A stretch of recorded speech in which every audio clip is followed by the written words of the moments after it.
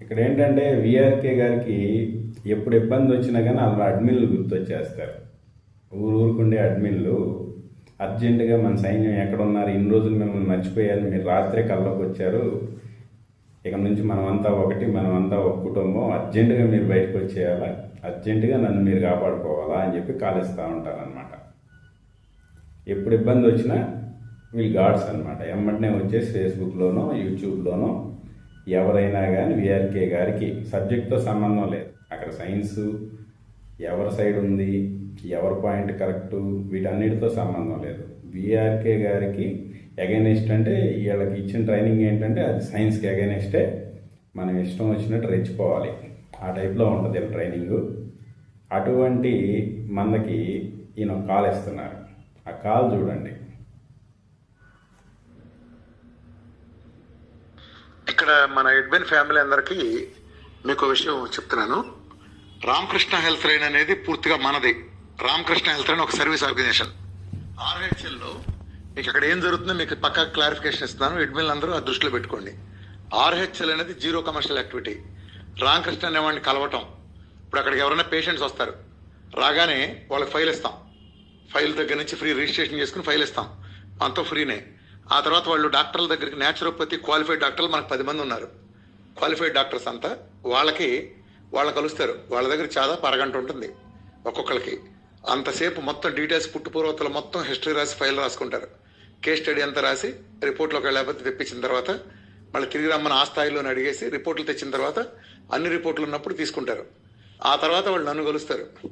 నన్ను కలవటం నా దగ్గర దాదాపు 2 గంటల పైన స్పెండ్ చేస్తారు. నా ముఖంగా నా ఎదురుగుండా ప్రతి పేషెంటు, అంటే నేను ఒక గ్రూప్ లాగా చూస్తారు కాబట్టి 2 గంటల పైన స్పెండ్ చేస్తారు. పర్సనల్ పర్సనల్ కలుస్తారు. ఆ తర్వాత కావాలంటే అక్కడ మొత్తం ఇంకో 2 గంటల సెషన్స్ ఉంటాయి, అవి చూస్తారు. వీడియోస్ అన్నీ కూడా వాళ్ళకి ఇస్తాం, అన్నీ చేస్తాం. ఆ ఫైలు మొత్తం డేటా చాట్ ఇవన్నీ ఇచ్చిన తర్వాత వాళ్ళ గనక ఇష్టమైతే సప్లిమెంటేషన్ లాస్ట్ దశ తీసుకుని చెప్పించుకుని వెళ్ళిపోతారు. లేదంటే వెళ్తా ఆ ఫైల్ తీసుకెళ్ళి చెత్తపుట్లేసి వెళ్ళచ్చు. మన ఇక్కడ చూసారా, ఇక్కడ ఏంటంటే మనకు ఆ మధ్య వాట్సాప్లో ఒక స్టోరీ సర్క్యులేషన్లో ఉండేది. ఆ స్టోరీలో ఏంటంటే అంబానీ లాంటి వాడు అనమాట ఒకళ్ళు, ఎవరు మన అంబానీ గారి టైప్లోనే ఒక పేరు పెట్టి సర్క్యులేట్ చేశారు. దాంట్లో ఏంటంటే మన దగ్గర బఫే ఫ్రీ అని చెప్పి అనౌన్స్మెంట్ చేశారు. మీ ఇష్టం చికెన్, మటను, బిర్యానీ, ఫ్రాన్సు, పీతలు అన్నీ ఎంత కావాలంటే అంత అన్లిమిటెడ్, మీ ఇష్టం వచ్చినంత తినండి, మొత్తం ఫ్రీ, ఆల్ ఫ్రీ అనమాట.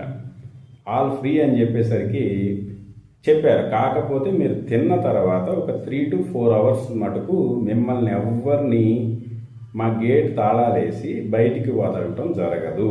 మీరు తిన్న తర్వాత మీ యొక్క భుక్తాయాసం తీర్చుకోవడానికి ఒక 3 నుంచి 4 గంటల సేపు లోపలే ఉండాలి, మీ ఇష్టం వచ్చినట్టు తినండి అని చెప్పి ఎలవ్ చేశారనమాట. ఆ ఎలవ్ చేసిన తర్వాత అందరూ ఫ్రీగా వస్తుంది కదా అని చెప్పి ఎగబడి మొత్తం ఫ్రీగా తినేశారు. ఫ్రీగా తినేసి కడుపు ఫుల్ టైట్ అనమాట. ఇంకా ఒక్క కూడా గ్యాప్ లేకుండా ఫుల్గా పేకల దాకా తినేశారండి జనాలు. తర్వాత ఏం జరిగిందో వినండి.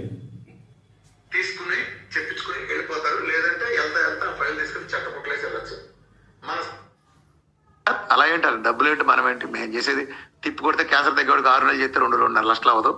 మన దగ్గర అంతా కలిపితే అది కూడా ఏంటి, వాళ్ళు గుర్తుపెట్టుకోండి, 2.5 లక్షలు ఆడికి అయిందంటే ఆడు 6 నెలల పీరియడ్లో పళ్ళు కొనటం మానేస్తున్నాడు కదా, మందులు వచ్చి మానేస్తున్నాడు కదా, ఫ్రూట్స్ తింటాం లేకపోతే రైస్ తింటాం మానేస్తున్నాడు కదా, ఇడ్లీలు, దోశలు, చపాతీలు, పాలు, పళ్ళు, కాఫీలు, స్వీట్లు, హాట్లు అన్నీ మానేస్తున్నాడుగా. ఇవన్నీ కలిసి వస్తున్నాయి. అవి తీసేరా, అవి తీసేయాలి కదా.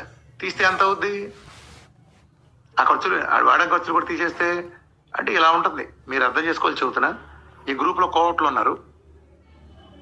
మళ్ళీ మనం అంబానీ కథలోకి వచ్చేద్దాం. ఏమైంది, ఇప్పుడు ఫుల్గా తినేశారు జనాలు. ఫుల్గా తినేసిన తర్వాత ఒక్కొక్కడికి లోపల గొడగొడ స్టార్ట్ అయింది. 3 గంటల్లో అని చెప్పాం కదా, గొడగొడ స్టార్ట్ అయింది. బాత్రూమ్ దగ్గర ఒకసారి ఇల్లు వస్తే 2,000 రూపాయలు టాయిలెట్కి అని చెప్పి బోర్డు ఆడ బిల్లు పెట్టేశారు. చచ్చినట్టు ఒక్కొక్కడు 2,000 రూపాయలు కట్టి, ఒకసారి వచ్చినోడేమో తినదానికి 3 times బిల్లు కట్టాడు. ఎందుకంటే ఒక మనిషి మహా అయితే 500 మించి బల్క్లో బఫేలు 500 మించి తినలేడు, కానీ 2,000 కట్టాడు బాత్రూమ్కి వెళ్ళడానికి. కొంతమందికి పాపం ఎక్కువ సార్లు అయిన వాళ్ళు 4,000, 5,000 3 సార్లు వెళ్ళిన వాళ్ళు ఏమో 6,000 కట్టారు. ఇప్పుడు ఏమైంది, బఫెట్ ఫ్రీ, టాయిలెట్ టికెట్ 2,000 అనమాట. ఆ టైపులో సారువారి దర్శనం ఫ్రీ, సప్లిమెంటరీ యొక్క సంచి 30,000 అనమాట. ఇప్పుడు చెప్పండి, ఇది సేవ, ఇది ఫ్రీ సర్వీసా? ఫ్రీ ఫ్రీ ఫ్రీ అని టాయిలెట్ కార్డు బిల్లు పెట్టినట్టు సారువారి దర్శనం ఫ్రీయే. ఎందుకంటే ఆయన కన్సల్టేషన్ ఛార్జ్ చేస్తే వెంబటనే కేసు అయిపోద్ది, బొక్కలోకి వెళ్ళిపోవాలి. ఓకే, అందుకని చెప్పి ఆయన దర్శనం ఎప్పుడు ఫ్రీయే. దానికి రూపాయి తీసుకున్నట్టు బిల్లు ఇచ్చారనుకోండి, లోపలికి వెళ్ళిపోతారు. సో అది ఫ్రీ. వీడియోలు చూపిస్తారు, ఈ నోటి విరోచనాలు చేసుకున్న రకరకాల వీడియోలు చూపిస్తారు, అవి ఫ్రీ. ఏముంది, యూట్యూబ్లో కూడా ఫ్రీయేగా, ఆడికెళ్ళి చూడాల్సిన అవసరమే ఉంది. సో న్యాచురోపతి డాక్టర్లు సప్లిమెంట్లు రాయడానికి, మీరు చూడండి, ఏ రోగానికైనా ఏ సప్లిమెంట్లు ఆల్మోస్ట్ ఏ రోగమనన్నా వెళ్ళండి మీరు, ఆల్మోస్ట్ లిస్ట్లో సప్లిమెంట్స్ అయ్యే ఉంటాయి. సార్ మేము అని డబ్బులు తెచ్చుకోలేదు, మళ్ళీ తీసుకుంటాం అన్నప్పుడు కొన్ని తగ్గుతాయి తప్ప, లేకపోతే అందరికీ అదే. సో ఇది ఈ యొక్క ఫ్రీ గోల, ఈ ఫ్రీ ట్రీట్మెంట్లు గోల ఏంటంటే, మనకి ఈ విఆర్కే డైట్ సెంటర్ లాగానే క్యాన్సర్కి మందు ఫ్రీ అని చెప్పి ఇంకొక దుకాణం ఉంది మనకి, పునర్జన్ ఆయుర్వేద అని చెప్పి, వాళ్ళది కూడా ఇంతే, ఫ్రీ క్యాన్సర్కి ఉచిత మందు పంపిణీ అని చెప్పి పాంప్లెట్లు పంచుతారు. ఈవెన్ నేను లయన్స్ క్లబ్ వాళ్ళకు కూడా చెప్తున్నాను, లయన్స్ క్లబ్ వాళ్ళ యొక్క ఆర్గనైజేషన్ త్రూ సెమినార్లు ఊరూరికి కండక్ట్ చేసి వాళ్ళ క్లబ్లో మీటింగ్లు పెట్టి పునర్జన్ని ప్రమోట్ చేస్తున్నారు. ఒక ఇంటర్నేషనల్ ఆర్గనైజేషన్ అటువంటి లయన్స్ క్లబ్ ఏ విధంగా ఇటువంటి ఫ్రాడ్లను ఎంకరేజ్ చేస్తుంది? ఆ మందు మీరు టెస్ట్ చేశారా? దానికి సంబంధించిన క్లినికల్ ట్రయల్స్కి సంబంధించిన డేటా ఏమైనా మీకు ఇచ్చారా లయన్స్ క్లబ్కి? లయన్స్ క్లబ్ ఇందులో ఇన్వాల్వ్ అవుతుంది. లయన్స్ క్లబ్ అంటే నాకు చాలా గౌరవం ఉంది. Even my uncle did Lions club governor for మన తెలంగాణలో కొన్ని డిస్ట్రిక్ట్స్కి. సో ఇటువంటి మంచి యాక్టివిటీస్ చేసే లయన్స్ క్లబ్ లాంటి ఆర్గనైజేషన్లు ఎందుకండి ఎటువంటి వాళ్ళ ట్రాపుల్లోకి వస్తున్నారు? మీరు మంచిగా చేయొచ్చు, ఐ క్యాంపులు పెడతారు, రకరకాల క్యాంపులు పెడతారు, చాలా చోట్ల అంబులెన్స్లు ఇచ్చారు ఊళ్ళల్లో, హాస్పిటల్కి, చాలా మంచి పనులు చేస్తారు. ఫ్లడ్స్ వస్తే గోల్డ్ డిస్ట్రిబ్యూషన్ చేస్తారు. అటువంటి ఆర్గనైజేషను ఏమాత్రం ఆథెంటిసిటీ లేని ఇటువంటి వాళ్ళకి ఎందుకు ఫ్రీ ప్రమోషన్ చేస్తున్నారు? ఎందుకంటే నిజామాబాద్ డిస్టిక్లో మా ఇంకొక అంకుల్ ఉంటారు, ఆయన ఊళ్ళో క్లబ్ మెంబర్. ఆయన చెప్పారు, నిన్న మా క్లబ్లో మీటింగ్ పెట్టారు వీళ్ళని. ఎందుకు చేస్తుంది లయన్స్ క్లబ్ దీని మీద? సో రిఫ్రైన్, ఇటువంటి వాటి విషయాల్లో చాలా జాగ్రత్తగా ఉండండి. మీలాంటి ఆర్గనైజేషన్స్ వీటిని